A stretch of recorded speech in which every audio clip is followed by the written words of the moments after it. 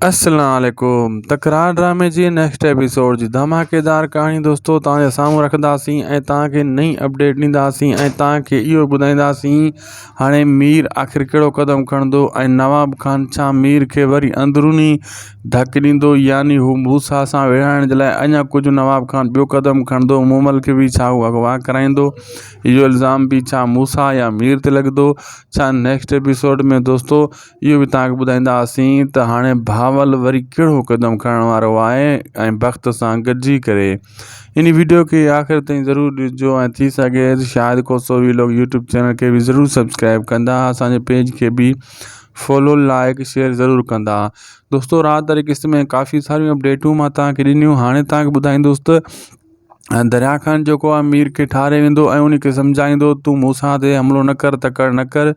मां जेको आहे तव्हांजो ठाह करण जी कोशिशि कयां थो, लेकिन तुंहिंजी जेकी भेण उन खे अगवा नवाब खान करायो हूंदो ऐं इहा उन जी चाल थी सघे थी। पहिरियों त तव्हां ॾिठो मीर मञे कान पियो, लेकिन इहा ॻाल्हि अॻिते हली मीर मञी वेंदो ऐं कुझु सब्र करे वेंदो, लेकिन मूसा सब्र न कंदो ऐं मूसा जे जेको आहे दरिया खान खे हितां मोटाए छॾींदो ऐं सिधी ॻाल्हि कंदो तोसां मुंहिंजा अॼु खां पोइ काई तालुक न आहिनि।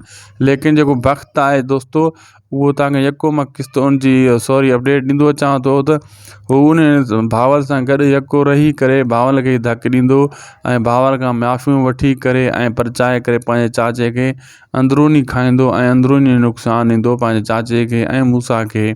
कमु उबता उहो कंदो, नालो हुननि जो बदनाम थींदो ऐं अहिड़ियूं अहिड़ियूं सलाहूं उबतियूं ॾींदो त भावल बि जेको आहे थोरो सम्झंदो न ई हली पवंदो आहे जहिड़े ते, यानी इन्हनि खे बाहि में विझंदो ऐं वरी गुम थी ईंदो, अंदरूनी नवाब खान सां बि मिलंदो रहंदो।